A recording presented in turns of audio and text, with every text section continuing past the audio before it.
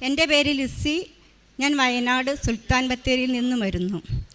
മാതാവും തിരുക്കുമാരനും എനിക്ക് ചെയ്ത വലിയൊരു അനുഗ്രഹത്തെക്കുറിച്ചാണ് ഞാനിവിടെ പറയാൻ പോകുന്നത്. 2023 മാർച്ച് 18-ാം തീയതിയാണ് ഞാനിവിടെ വന്ന് ഉടമ്പടി എടുക്കുന്നത്.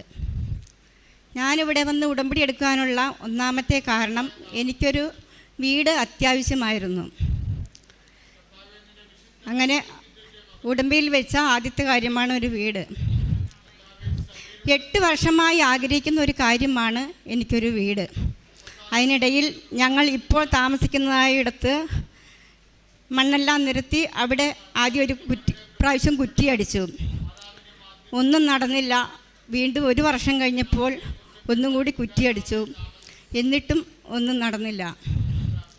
ഇപ്പോൾ 2 വർഷമായി കുറ്റിയടിച്ചിട്ട്.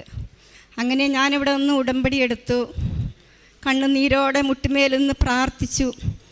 ഒത്തിരി ദുഃഖത്തോടു കൂടിയാണ് ഞാനിവിടെ കടന്നു വന്നത്. ഞാൻ ഉടമ്പടി എടുത്തതിന് ശേഷം ഇവിടെ കൗണ്ടറിലിരിക്കുന്ന ബ്രദറിനോട് ചോദിച്ചു, ബ്രദറെ, എനിക്ക് അച്ഛനെ ഒന്ന് കാണാൻ പറ്റുമോ എന്ന്. അപ്പോൾ ബ്രദർ പറഞ്ഞു, എന്താ ചേച്ചി ആവശ്യമെന്ന്. ഞാൻ പറഞ്ഞു, എനിക്കൊരു വീട് അത്യാവശ്യമാണെന്ന്. ചേച്ചി അച്ഛനെ ഒന്നും കാണണ്ട, ചേച്ചി ധൈര്യമായി വീട്ടിൽ പോയിക്കോ, പ്രാർത്ഥിച്ചാൽ മതിയെന്ന് പറഞ്ഞു. അങ്ങനെ 5:30 മണി സമയമായപ്പോൾ പിറ്റേ ദിവസം ഞാൻ വീട്ടിൽ ചെല്ലുന്നു. ആദ്യമായി നീലത്തിരി കത്തിച്ച് ഞാൻ മുട്ടുമേൽ നിന്ന് കണ്ണുനീരോടെ പ്രാർത്ഥിച്ചു, മാതാവേ, നീ എന്നെയും ഇവിടുത്തെ ഒരു സാക്ഷിയാക്കി തീർക്കണമേ എന്ന്. അങ്ങനെ ഞാനൊരു 3 മാസത്തെ ഡേറ്റും ഇട്ടു. അങ്ങനെ പ്രാർത്ഥിച്ചതിൻ്റെ ശേഷം പിറ്റേ ദിവസം മകൻ എന്നോട് പറഞ്ഞു, മമ്മി, ഞാനൊരു വീട് നോക്കാൻ പോവുകയാണെന്ന്. അങ്ങനെ ആദ്യം ഒരു വീട് നോക്കാൻ പോയി. അത് ഇഷ്ടപ്പെട്ടില്ല. അതിൻ്റെ പിറ്റേ ദിവസം വീണ്ടും ഒരു വീട് നോക്കാൻ പോയി. അപ്പോൾ മോനോട് പറഞ്ഞു, മോനെ, ഞാനും വരികയാണ്. ഞാനങ്ങനെ വിശ്വാസപ്രമാണം ചൊല്ലി ഇവിടുന്ന് കൊണ്ടുപോയി ഉടമ്പടി വസ്തുക്കളെല്ലാം എടുത്ത് ഉപ്പും തൈലവും മാതാവിൻ്റെ കാശുരൂപം എല്ലാം കയ്യിൽ മുറുകെ പിടിച്ച് ഞാനും പോയി.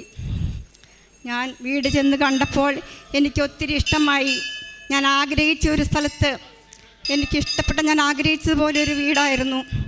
പക്ഷേ ഒന്ന് നടക്കുമോ എന്നറിയില്ല. അങ്ങനെ ഒരു 2 നില വീടാണ്. ആ വീടിൻ്റെ മുകളിലത്തെ നില ഞാൻ ചെന്നപ്പോൾ എനിക്കിഷ്ടമായി. ഞാൻ വിശ്വാസപ്രമാണം ചൊല്ലി ഇവിടെ നിന്ന് കൊണ്ടുപോയ ഉപ്പ് അവിടെ ആരും ചവിട്ടാത്തെടുത്തെടുത്ത് വിതറുകയും അങ്ങനെ പോന്നു. എന്നാലും ഒന്ന് നടക്കുമെന്ന് ഞാൻ വിചാരിച്ചില്ല. കാരണം ഞങ്ങൾ വീടിനുള്ള പൈസയൊന്നും കരുതിയിരുന്നില്ല. അങ്ങനെ പിറ്റേ ദിവസം 2 ദിവസമായപ്പോൾ മകൻ പറഞ്ഞു, മമ്മി, ഞാൻ വീടിന് ടോക്കൺ കൊടുക്കാൻ പോവുകയാണെന്ന്. അങ്ങനെ ആ വീടിന് ടോക്കൺ കൊടുക്കാൻ പോയി. ആ ടോക്കൺ ഞാൻ മേടിച്ച് വിശ്വാസപ്രമാണം ചൊല്ലി കണ്ണുനീരോടെ പ്രാർത്ഥിച്ചു. മോൻ്റെ കൈ കൊടുത്തു. മോൻ്റെ തൈലവും എല്ലാം തേച്ച് മകൻ്റെ കൈ കൊടുത്തു. മോൻ ആ ടോക്കൺ കൊടുത്തു. അങ്ങനെ 8 ദിവസമായപ്പോഴത്തേക്കും ആ വീടിന് ടോക്കൺ കൊടുക്കാൻ പറ്റി. വീണ്ടും മാർച്ച് 28-ാം തീയതി തന്നെ അതിന് അഡ്വാൻസ് കൊടുക്കുന്നതിനും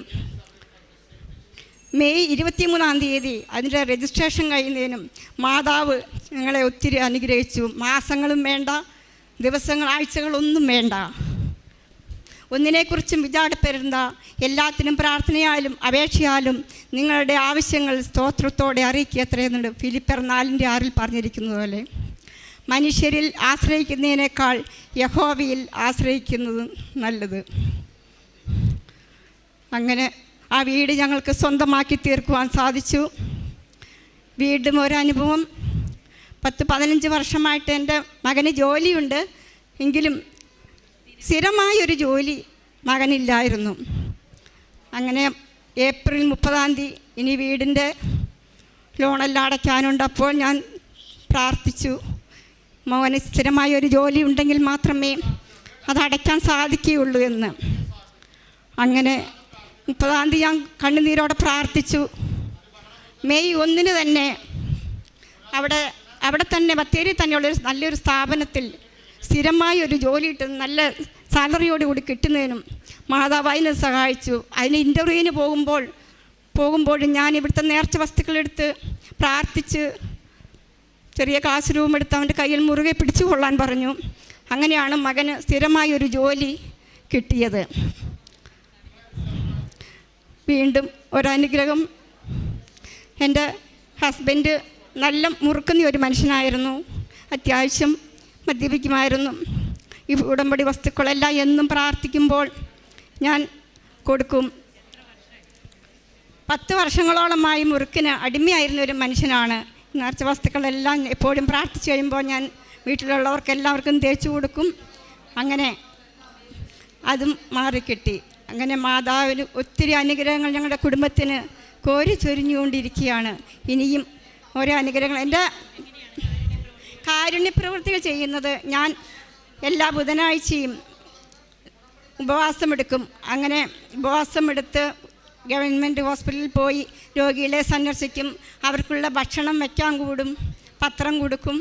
അങ്ങനെയെല്ലാം രോഗികളെ കാണാൻ പോകും. അങ്ങനെ കാരുണ്യപ്രവർത്തികൾ ചെയ്യാൻ മാതാവ് എന്നെ അനുവദിച്ചു. അവർ ഭവനങ്ങൾ പണിത്